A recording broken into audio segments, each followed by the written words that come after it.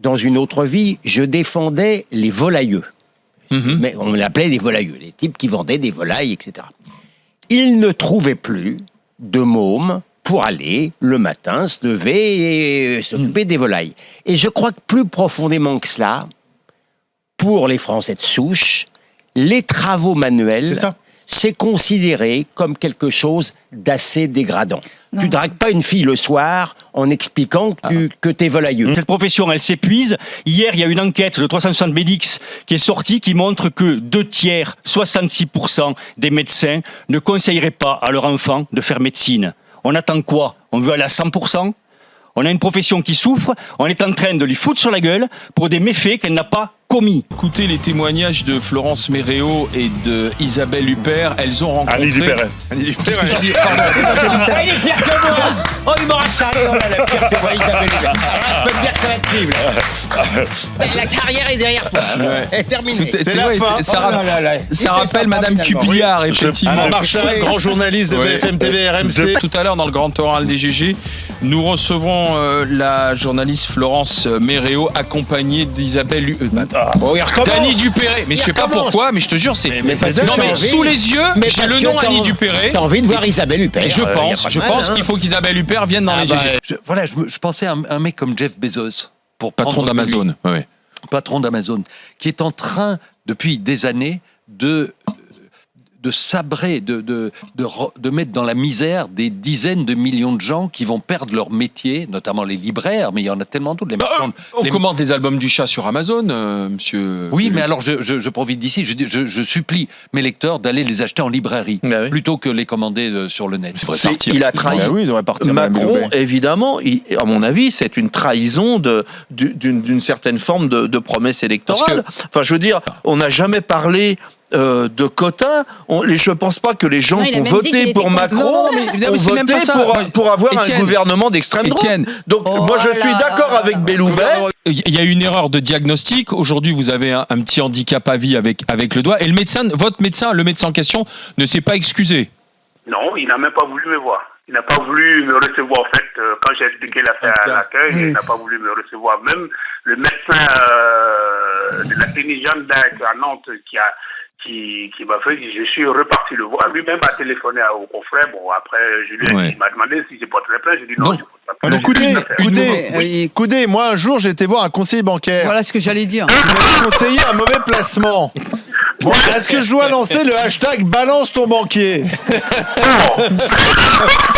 Est-ce que sur les 280 pages, on sait enfin où est le coffre?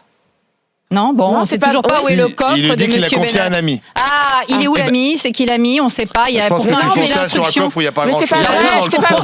Excuse-moi, je fantasme pas sur un coffre parce que quand vous subissez une perquisition au petit matin, croyez bien qu'il n'y a rien. Et les flics, ils se disent pas, tiens, on a oublié la clé, on reviendra demain. Non, ils viennent et ils prennent tout ce qu'il y a chez vous. Et je redoute, parce que peut-être que je me trompe, j'ai toujours un peu été visionnaire, ils ne sont pas conscients de ce qui est en train de se passer dans le pays. Le président ou la présidente d'extrême droite, elle est imminente. Je vous jure qu'elle est imminente. Et ils nous disent non, c'est pas possible, il y a ce fameux plafond de verre. Le plafond de verre, il est très très léger. Le plafond, il est en train de craquer. Je vous promets qu'il est très très léger. Moi, j'ai grandi à côté d'un centre commercial qui est connu, qui s'appelle Belle Épine. Et c'est assez affolant de voir les gens vous dire « je m'ennuie, je vais à Belle Épine ». En fait, tu t'ennuies, tu peux aller ailleurs. Tu peux aller te promener, tu peux aller faire du vélo, tu peux bouquiner, tu peux aller... Enfin, c'est devenu incroyable. Non, mais ce que je veux dire, c'est aller dans un centre commercial traîner et considérer que c'est être occupé et de ne pas avoir un rond pour rien acheter. Si c'est ça... mais ça devient des zones de vie. Là, tu as bien compris que... Mais c'est grave. Déjà, ça va baisser d'€1, faut le savoir. Ouais. C'est la bonne nouvelle. Vraiment. Merci, M. Darmanin. Merci, quelle générosité. Dites merci, M. Darmanin. Ah oui, là, vraiment, je crois qu'on peut remercier alors, attendez, tiens, on va le faire. Tous ensemble, vous êtes prêts? On va faire merci, M. Darmanin. Attention. 1, 2, 3. Merci, M. Darmanin. Voilà. Les débats en question, je connais mal l'intérêt des chaînes en question, mais ce sont des débats qui marchent. Ça correspond à un besoin. Moi, je veux bien maintenant que notre discussion, elle tourne autour de Zemmour ou pas Zemmour. Mais enfin, là encore, il y a une belle dichotomie. Non, mais là, j'entends ça. Non, bien sûr. Ouais, mais La discussion, elle tourne autour du fait de savoir si on doit réguler. Moi, ça ne me gêne pas. Moi, si tu veux. Si aujourd'hui, ce sont des dérapages inacceptables qui méritent une sanction ou pas. Moi, ça ne me. Je suis pas d'accord. Je suis très souvent pas d'accord avec notre ami de la CGT. Qui vient de temps en temps. Non, ce qui est de Sudrail, de Sudrail. Tu dis que la CGT, ça va l'énerver. Mais de Sudrail, pardon, je lui présente toutes mes excuses, mais je me battrai pour qu'il continue de parler. Voilà. Mais on peut donner une image positive à quelqu'un qui veut bien l'entendre. Mais on n'a pas grand-chose à changer. Tu es un animal, je veux dire, donner la mort, mais c'est quelque chose de normal. Vous les mangez aussi, on est d'accord. On les mange, on en mange beaucoup. Donner la mort par plaisir. On aime bien, j'assume parfaitement.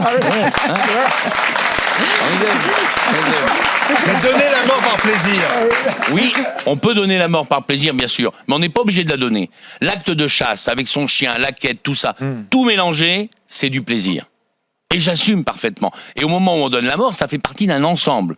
Une alchimie qui se fait autour du plaisir de la chasse. Et sinon, sur le loto, moi, c'est une tradition familiale. Le loto, c'est...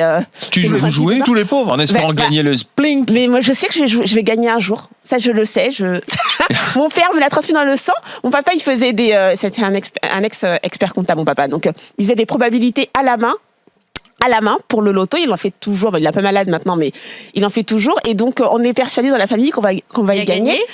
On a déjà gagné plusieurs fois des petites sommes. C'est quoi? C'était 5 000 francs à l'époque. Quand même. Voilà. Mon père jouait au turc. Et je me rappelle qu'il avait acheté avec une vieille BMW dans laquelle il nous transportait à 10. Et c'était pas évident.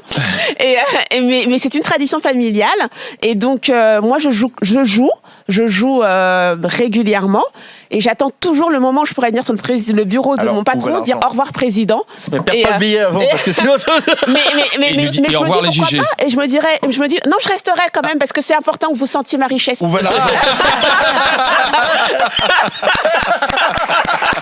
Sur ceux qui ont signé et ensuite se disent je mangeais des gaufres.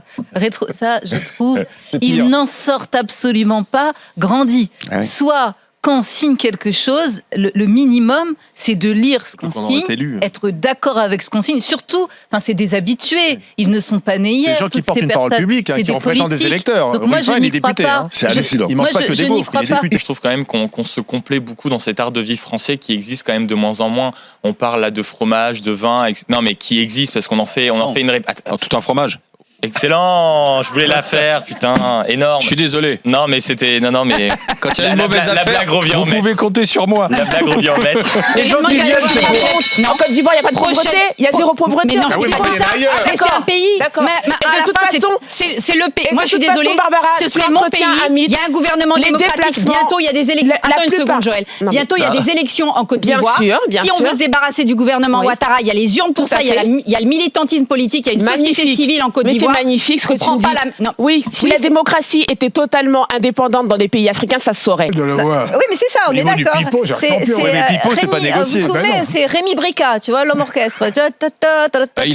Je veux bien manifester pour eux, je veux bien lutter pour eux, je veux bien les protéger, mais qu'ils nous aident, eux, à combattre ces escrocs. Parce que jusque-là, quand on leur dit en off, il n'y a plus personne. Ouais, mais tu comprends, je peux pas. Mais pourquoi tu peux pas? Pourquoi les catholiques qui peuvent monter au créneau contre la pédophilie dans l'église? Pourquoi les autres religions peuvent dénoncer? Et pourquoi les musulmans ne dénonceraient pas? Et ils diraient non, ça ce n'est pas ma religion. Quand tu passes dans le Morvan, une fois sur une, t'as du brouillard quand même. C'est beau le Morvan. Une fois sur une. Oui, ça, une fois sur une, t'as du brouillard. Alors, tu traverses le Morvan, tu traverses le brouillard. Comment tu vois le brouillard, Morvan, depuis ton avion qui t'emmène à Nice? Comment tu fais pour voir le brouillard? Parce que de temps en temps, il m'arrive d'aller dans cette belle... Ça me fait marrer ces gens qui lui donnent des leçons sur le fait qu'il fait bon vivre en vivre, comme Monsieur Truchot tout à l'heure, qui lui travaille de 7h du matin à 8h le soir du lundi au vendredi, et qui le vendredi soir se dépêche d'aller dans le premier train en Normandie jusqu'au lundi matin suivant, qui reprend le boulot. Et ces gens-là trouvent que c'est quand même mieux de vivre en ville. T'es en train de dire que j'ai une vie de con, quoi. Non